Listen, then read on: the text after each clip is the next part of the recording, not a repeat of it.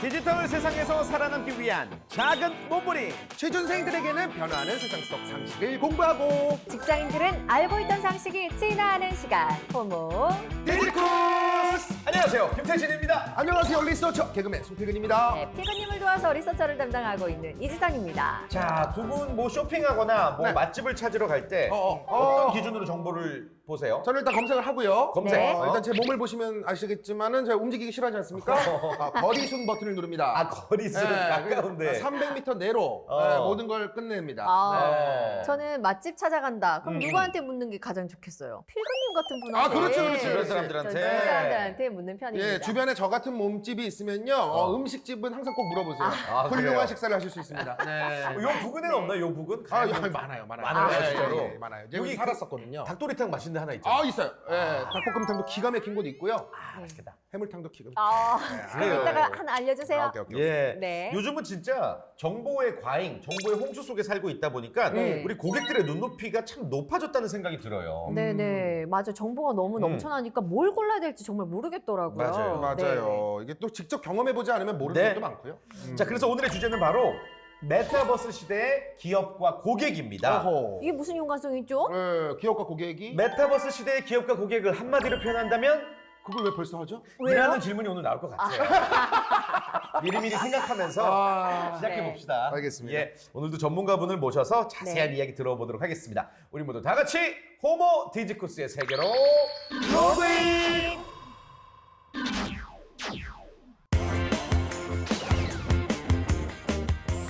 자, 호모 디지쿠스를 찾아주신 오늘의 게스트분 소개해드립니다. 메타버스 비즈니스 승자의 법칙의 저자 이상엽 작가님이십니다. 안녕하세요. 안녕하세요. 네. 자, 우리 시청자분들께 인사 말씀 먼저 부탁드리겠습니다. 네, 안녕하십니까. LG U+에서 메타버스 가상 오피스 고객 경험 업무를 하고 있는 이상엽입니다. 반갑습니다. 네, 반갑습니다. 반갑습니다.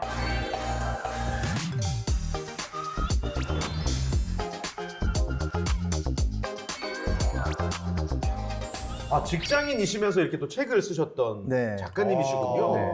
사실 저희가 네. 메타버스는 엄청 많이 다뤘잖아요. 많이 다뤘죠. 네, 예. 그럼 오늘 다루는 주제는 이전과 또 어떤 차별점이 있는지 메타버스 비즈니스에 관해서 지금 얘기를 한다고 하는데요. 네. 그럼 과거와 비즈니스 무슨 차별성이 있나요? 오늘 이야기에 어떤 특징이 있을까요? 네. 일단은 메타버스가 이제 최근 몇 년간 많은 그 트렌드가 됐었죠. 네. 그리고 이제 지금은 어느 정도 거품이 꺼지고 있는 시기인 것 같고요. 네.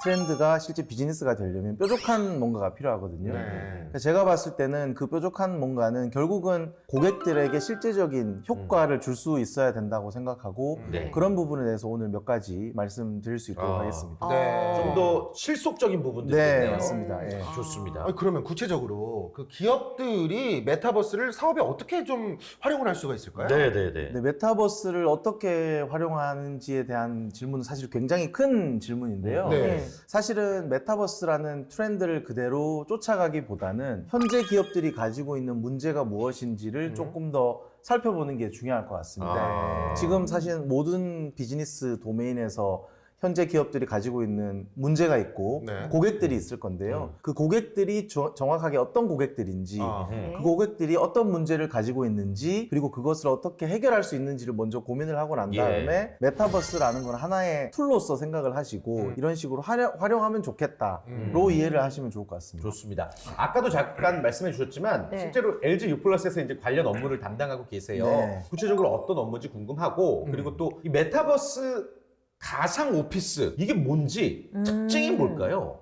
네, 저는 현재 LG U+에서 LSR이라는 조직에서 일을 하고 있어요. LSR? 네. LSR이요? LSR은 네. 라이프 소프트 리서치거든요. 네네네. 오늘 또 리서처 분들이 리서처, 계신데 리서처. 네, 그렇죠. 네. 예. 고객을 연구를 해서 전략을 수립하는 업무를 하고 있거든요. 아. 그래서 U+ 같은 경우도 메타버스 가상 오피스라는 신사업을 진행을 할 때 이 신사업에서 고객은 누군지 그 다음에 고객이 갖고 있는 문제는 뭔지를 좀 먼저 정의를 하고 메타버스 가상 오피스는 그러면 어떤 전략을 세워야 될 거냐라는 업무를 작년부터 현재까지 진행을 하고 있습니다. 그렇군요. 네. 메타버스 가상 오피스의 특징이 뭘까요? 코로나 시대 때 가장 이제 힘들었던 점이 예전에 이제 소속감이 들기가 힘들다. 아하. 이런 페인 포인트들이 굉장히 네, 많았었어요. 네, 네. 그러니까 줌이라든지 구글 미트로 회의를 하게 되면 카카오톡으로 링크를 보내고 네. 링크 생성하고 다시 받는 사람이 들어오고 이런 어떤 절차를 거쳤어야 되는데 그랬죠. 네. 가상 오피스 내에서는 아바타가 항상 거기에 근무를 하고 있어요.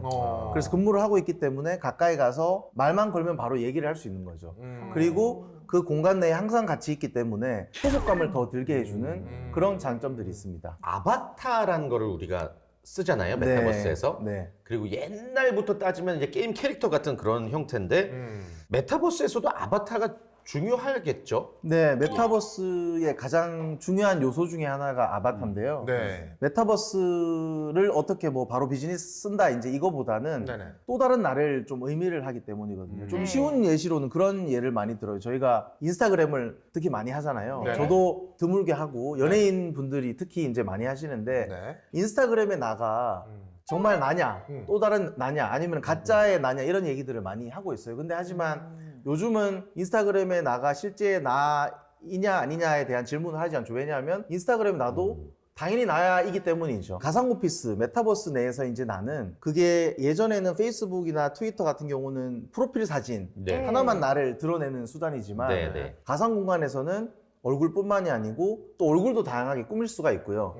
그 다음에 옷도 꾸밀 수가 있고 또 내 공간, 특히 가상 오피스 내에서는 내 책상을 꾸밀 수도 있고 그게 이제 업무 공간에 왜 그런 게 꾸미는 게 중요해라고 질문을 하실 수도 있는데 네. 나를 꾸미고 나를 드러내는 건 되게 원초적이고 본질적인 사람들의 욕구거든요. 아, 그렇죠. 네. 저희가 이제 실험을 해보니까 네. 오피스 공간이지만 내가 남과 다르게 보여주고자 하는 게 되게 중요하겠구나. 네. 그리고 또 때로는 저희가 이제 그 예전에 아르바이트 같은 걸 하면은 탈을 쓰고 막 이렇게 네. 아르바이트 하잖아요. 그럴 때 원래 나보다 조금 더 자신감이 생기고 막 귀여운 표정도 짓고 막 그런 경우가 있잖아요. 맞아. 그래서 메타버스 공간에서 그런 아바타를 뭐 예를 들어서 꾸미게 되면은 평소에 좀 소극적이었던 분들도 회의 때 어떤 한마디를 더 한다거나 이런 좀 장점들이 아무래도. 있습니다. 그래서 아니 싸이월드 시절만 생각해봐도 미국 네. 지원주고 엄청 꾸몄잖아요. 도토리 맞아요.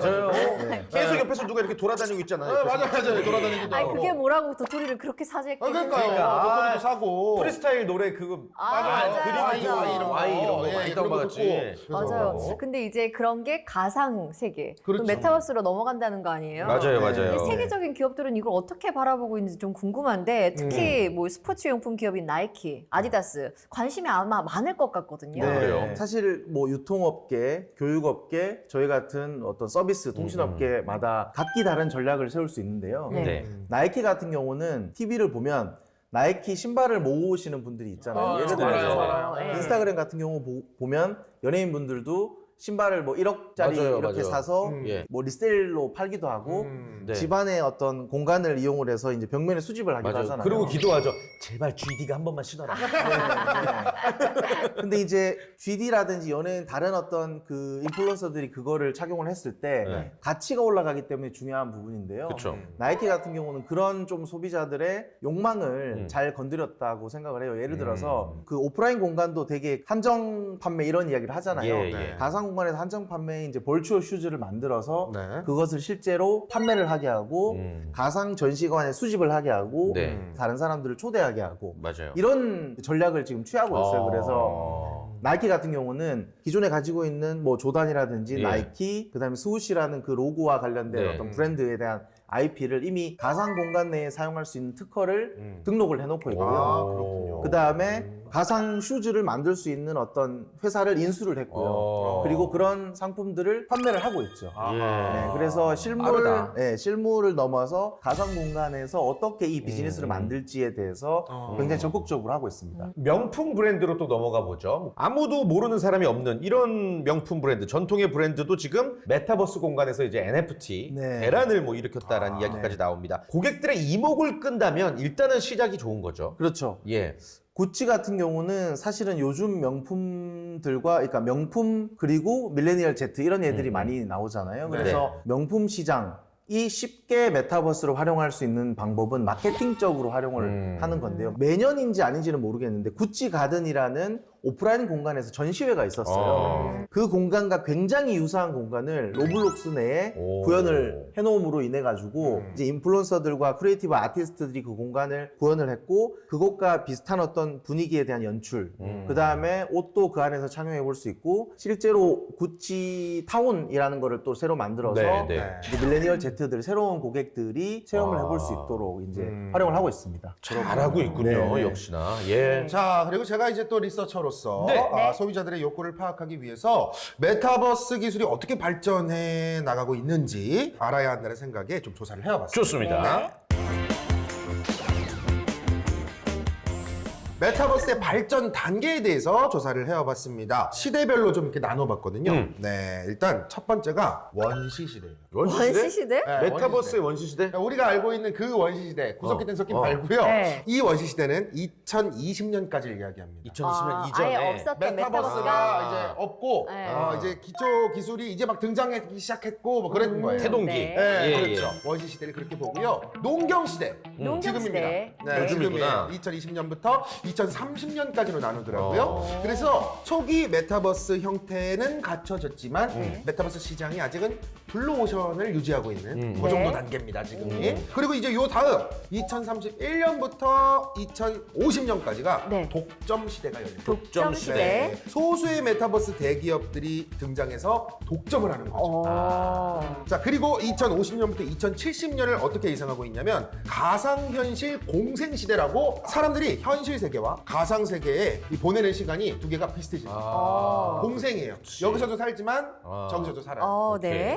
그리고 2071년 이후 우리가 살아 있어야 돼요. 난 그때 죽었을 것 네, 같은데. 살아 있어야겠죠? 예, 예.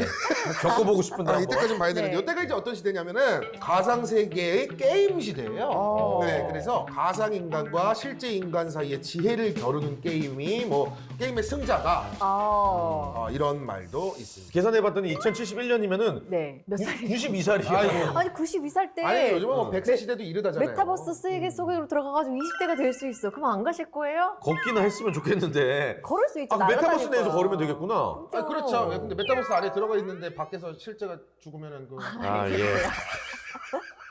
그것도 문제죠. 네. 그래서 아니 메타버스도 이게 친한 사람들이랑 같이 해야지 재밌는데 아무튼 네. 빨리 이 시대가 땡겨지기를 또 기대도 해보면서 한번 좀 질문을 드려보겠습니다. 네. 계속해서 이제 발전한다라는 어떤 조사 네. 아니면 뭐 네. 예측인 건데 점점 소통과 체험을 하려는 소비자들의 욕구는 커지겠네요. 경험 음. 또는 소통은 사실은 인간의 되게 본질적인 욕구거든요. 네. 그렇죠. 현재까지는 이제 인터넷이라고 하는 2D 화면 내에서 어떤 효율성 관점으로 짧은 시간에 가장 많은 화면을 보는 게 되게 중요한 부분이죠. 그렇기 때문에 이 매트릭스 2 화면 내에서 가장 그 많은 상품들, 그 다음에 가격들, 리뷰 이런 것들을 보는 게 중요한 부분인데 예. 메타버스 시장에 오면 효율성보다는 내가 경험하는 게 조금 더 중요해질 것 같아요. 경험을 하려면 쉽게는 3D라는 표현을 많이 하지만 내가 그 안에 들어가서 착용을 해본다던가 네. 아니면 AR 기술 같은 경우를 이용해서 오프라인 공간에서 쓰여진다거나 네. 이런 경험이라고 하는 게 되게 중요할 것 같고 그 안에 다른 아바타들이 올 수 있기 때문에 자연스럽게 소통 공간이 중요하게 되는 것 같아요. 그래서 네. 사실 저희가 이제 오늘도 오프라인 공간으로 모였지만 네. 코로나 시대, 코로나 이후 시대 때도 오프라인 공간이 중요한 이유는 결국은 실제로 경험하는 게 중요하고 실제로 사람들을 그쵸. 만나는 게 중요한 맞아요. 거거든요. 이 오프라인 공간이 가질 수밖에 없는 요소를 우리가 메타버스로 가져올 수 있게 한다면 사실은 그게 또 다른 기회가 될 거니까 소통이라고 하는 부분과 경험이라고 하는 부분은 여전히 중요하게 될 것 같습니다. 네. 네. 그렇다면 소비자들이 진짜 메타버스 속에서 원하는 게 뭘까 이런 거를 구체적으로. 많이 네. 고민하셔야 될 것 같아요. 도메인별로 뭐 고객과 고객의 문제에 따라서 실제적인 좀 효용성을 주는 게 중요할 것 같습니다. 네. 그래요. 저는 이런 기사를 네. 봤거든요. 지난 3월에 네덜란드 맥주 하이네켄 디센트럴랜드에 가상 양조장을 열었어요. 가상 양조장? 양조장. 그래가지고 가상 맥주 가상 맥주? 하이네켄 실버를 선보였는데 네. 이거 먹을 수가 없는 건데? 맛도 못 보는 거를 이거 뭐지? 이거를 보겠다고 43만 명이 몰려가지고 아 진짜요? 가상 맥주를 보겠다고. 이게 맞습니까? 맛도 알 수가 없는 건데 그냥 그거 아, 먹으려고. 뭐예요? 네. 그거? 네. 그러니까 지금 메타버스라는 것을 활용하는 방법이 조금 더 쉽게 시작할 수 있는 부분은 메타버스를 마케팅으로 이제 쓰는 거거든요. 예를 들어서 아까 말씀드렸던 공간에 사람들이 들어오게끔 해서 마케팅으로 쓰는 건데 하이네켄 같은 경우도 저도 그 영상과 기사를 보니까 메타버스를 약간 비꼬면서 마케팅으로 활용을 한 것 같더라고요. 우리는 이런 식으로 되게 공을 들여서 양조장에서 하이네켄을 만드는데 실제 하이네켄 맛은 메타버스에서 볼 수 없어. 우리의 고유한 맛은 실제 너의 미각으로 봐야 돼. 라는 거를 얘기를 하기 위해서 메타버스라는 요소를 교묘하게 좀 활용을 한 것 같더라고요. 그래서 현재 저희들이 메타버스에 굉장히 많은 의문을 가지고 있고 그런 부분을 마케팅적으로 활용을 하면서 네. 오프라인에 우리 맥주 맛이 되게 중요하다라는 걸로 활용을 했는데 굉장히 네. 성공적이었다고 일종의 들었습니다. 광고 효과는 그렇죠. 된 건데 네, 광고 효과. 사실 지금이 메타버스 초기 시장이라서 가능한 거지 나중에 돼서 네. 계속해서 그냥 거기서 선보인다고 다 가서 우르르 가서 계속 그치. 보진 않을 거 아니에요. 네, 그렇죠. 네. 그럼에도 불구하고 그만큼 몰렸다는 거, 고객들이 자발적으로 갔다는 거, 이거는 또 다른 기업의 어떤 참고 사례가 될 것 같다라는 생각도 들고. 네. 그렇죠. 예. 하이네켄 사례와 조금 다를 수는 있지만 네. 사실은 트렌드라고 하는 것은 어떤 어려움을 겪어서 그 요소들을 가지고 이렇게 뛰거나 이런 경우도 있거든요. 근데 저희가 이제 현재 많은 사람들이 특히 개인 방송을 많이 하거나 네. 아니면 직장인들도 사이드 잡을 많이 하거나 사실은 사람들이 유튜브를 많이 하는 이유가 별도로 직장 수입 내에 돈을 많이 벌 수 있는 것도 되게 많잖아요. 근데 이제 메타버스라는 공간은 결국은 제페토 내에서 메타버스 공간 내에서 뭐 옷을 만든다거나 공간을 꾸민다거나 내가 어떤 기술이 있으면 그 안에서 제품을 뭔가 3D 기술을 이용해서 만든다거나 이런 것들을 NFT 기술을 이용해서 다른 사람들에게 팔 수가 있거든요. 네. 그러면은 예전에는 내가 영상만 만들었다면 내가 그 안에서 배우를 할 수도 있고 제품을 만들 수도 있고 판매를 할 수 있게끔 하는 어떤 마켓플레이스, NFT 기술과 접목이 되면 네. 지금 시장에 있는 사람들의 어떤 돈을 벌고자 하는 크리에이티비티한 욕망을 이 안에서 기회가 될 수 있지 않을까. 그런 것들이 사람들로 하여금 참여할 수 있게끔 만들 수 있지 않을까라는 생각을 좀 합니다. 그러면은 그렇군요. 제가 준비한 진화된 메타버스 속 세계 한번 보실래요? 좋습니다. 네, 한번 들어가 보겠습니다. 네. 지선이의 오늘은 쇼핑데이입니다. 시작합니다. 오늘 드디어 기다리던 쇼핑데이. 먼저 VR 기기를 착용하고 일단은 립스틱부터 하나 사볼까? 샤넬 애플리케이션에 접속 완료. 우와, 역시 내 선택은 빛으로. 옷도 하나 사자. 월마트 애플리케이션에 접속 완료. AI, 나 원피스 하나만 선택해줘. 우와. 원피스는 이걸로 맞다! 내일 염색도 하러 가야 되는데 아마존 살롱으로 접속해야지. 블루블랙이 제일 잘 어울리네. 직접 체험해보고 즐기는 메타버스 세계 쇼핑 참 재밌다. 되게 잘한다. 이게 눈을 감고 들어야 돼요. 요 타임은 눈을 진짜. 딱 감고 들으면 그려져. 네네네네. 와. 그리고 눈 뜨면 네, 눈 뜨면 놀래요. 눈 네, 마주치면- 애니메이션 세계 속 어. 볼 듯한 그런 장면이잖아요. 그러니까 너무 맞아요, 실감나게 소개를 잘해주시는 것 같은데 네. 지금 이런 것들 다 메타버스 세계에서 가능하죠, 실제로. 네, 가능하죠. 가능하지만 늘 결국은 완성도와 디테일의 문제인 것 같아요. 애플 같은 경우도 그 AR과 VR에 대한 이야기는 항상 나오고 있거든요. 예. 전혀 우리에게 새로운 건 아니죠. 근데 이제 안경을 안 쓰는 사람이 안경을 쓰게끔 만드는 것들, 이거는 고객의 행태를 완전히 바꾸는 거거든요. 저는 네. 이거 애니메이션으로 약간 느껴지는 게 메타버스 속 세계에 들어간다고 하면 아바타가 나는 아니고 약간 이런 애니메이션틱한 그런 이미지일 거라고 생각이 들거든요. 네. 진짜 내 모습이어야지 좀 더 재밌고 실감날 것 같은데요. 그런 경우도 있고 아닌 경우도 있을 것 같아요. 그러니까 예를 들어서 저희도 실제로 메타버스 가상 오피스를 할 때 그 네. 아바타를 어떻게 네, 구현을 함에 있어서 진짜 직장인 오피스 룩으로만 해야 되느냐 이런 것들은 좀 재미있게 동물 모양을 할 수도 있고 뭔가 날아다닐 수도 있고 좀 분위기 전환을 위해서 이제 그런 식으로도 한번 실험을 해보자. 그게 실제로 업무에 도움이 될지는 모르겠지만 최소한 소통을 하거나 농담을 하거나 이런 데에는 도움이 될 것 같거든요. 네. 아, 재밌을 것 그럼요. 같네요. 아니, 저는 만약에 아바타가 있다고 하면 네. 전 거기서는 배 좀 집어넣고 살아보고 싶어요. 아, 그래요? 거기서까지 머리 이러고 살아요. 아, 그렇구나. 현실에서 이렇게 살아봤으면 그 안에서는 좀 다르게도 살아보고 그러는 거죠. 그치. 예. 뭐 다양한 상상을 할 수가 있는 것 같고요. 네. 메타버스를 활용하는 기업들 중에 보면 업종마다 조금씩 다를 것 같긴 해요. 네, 그러게요. 아, 그리고 이렇게 보면 특히나 이제 유통기업 쪽에서 메타버스를 좀 적극적으로 활용하고 있는 것 같아요. 지금 그 롯데 같은 경우도 롯데 홈쇼핑, 롯데 계열사도 메타버스를 준비를 하고 있거든요. 되게 전통적인 유통기업 백화점 브랜드인데 네네. 실제로 오프라인 공간을 운영을 하려면 오프라인 공간을 내가 가지고 있거나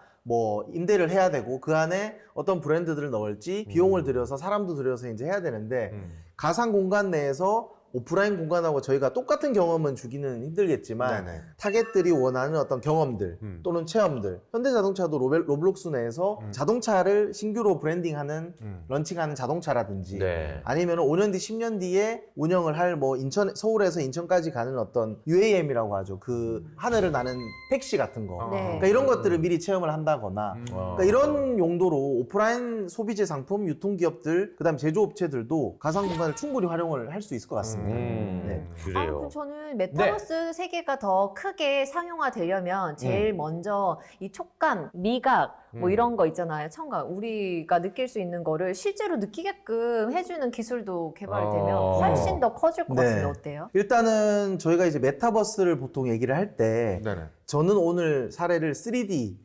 비주얼적인 부분을 말씀을 드렸지만 네. 네. 실제로 공감감을 염두에 두고 메타버스로 진출하는 기업들이 있거든요. 네네. 예를 들면은 그 가까이 왔을 때 좀 크게 들리고 멀리 갔을 때는 좀 적게 들리고 애플 에어팟 같은 경우도 공감감 네, 그거 있더라고요. 관련된 그런 네. 것들이 있잖아요. 2명, 3명 있다고 하면 2명은 멀리 떨어져 있고 1명이 가까이 있으면 가까이 있는 사람은 크게 들리고 멀리 있는 사람은 약간 약하게 들리고 이런 것들이 좀 필요하거든요. 그런 기술에 집중을 했을 때 조금 더 내가 그 안에 들어가 있는 느낌을 그것을 보통 실제감이라고 하는데 비단 이 공간감적인 음향적인 뿐만 아니고 말씀하셨던 촉각이라든지 미각 그런 것들은 VR 헤드셋이나 뭐 조이스틱 그 여러 가지 디바이스들을 활용을 할 수 있겠죠. 그런 것들도 충분히 실제감을 주는 데 예. 도움이 될 것 같습니다. 네. 네, 알겠습니다. 그러면 방금 공간감 이런 말씀하셨으니까 요즘에 메타버스로 면접 보는데 맞아, 그래요. 맞아요. 예. 그 공간감 살리면 더 실감나게 떨리겠다. 그러니까 그렇게 그 특유의 면접장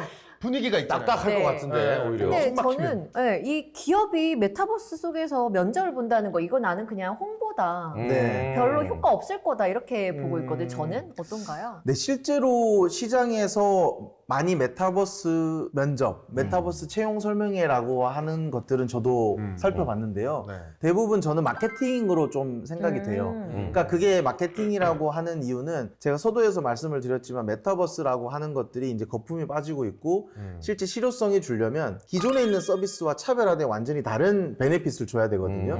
근데 지금은 예를 들어서 게더타운에서 채용 설명회를 하고 게더타운에서 우리가 구글 미트나 줌에서 하는 거랑 똑같이 면접을 보거든요. 네네. 사실은 그것만으로는 저희가 되게 차별화된 경험을 주기는 어렵다라고 생각을 하고요. 네. 다만 이제 향후에 진화를 했을 때 제스처라든지 아니면 그 안에 공간에 들어가서 뭐 PPT를 한다던가 이런 식으로 조금 더 진화를 하게 되면 조금 더 메타버스 경험을 가상 공간에서 줄 수 있을 것 네. 같습니다. 네. 저는 여행은 정말 대체가 가능할 그런 것 거는 같아요. 충분히 되게 좋은 네. 아이디어인 것 같아요. 여행은? 네. 네, 어. 예를 들어서 이거 VR VR? 끼고 이렇게 예줄 타기 같은 이런 거 가면 진짜 실감나서 또 밀면 하면서 떨어지잖아요. 그것도 외국 가서 번지점프 뛰면 네. 실제로 가기 힘들지만 그렇게 메타버스 내에서는 네, 가능하니까. 재밌을 그렇죠. 것 같아요. 진짜 꼰대 같은 생각인데 네. 일상적인 만남을 꺼려하진 않을까. 네. 오히려 만나면 어색해하고 지금도 네. 전화보다 카톡이 편한 친구들이 많던데. 네. 맞아요. 김난도 교수님이 매전 트렌드 코리아를 내잖아요. 네네. 그 안에 냈던 10가지 키워드 중에 하나가 공간력이라고 하는 게 있어요.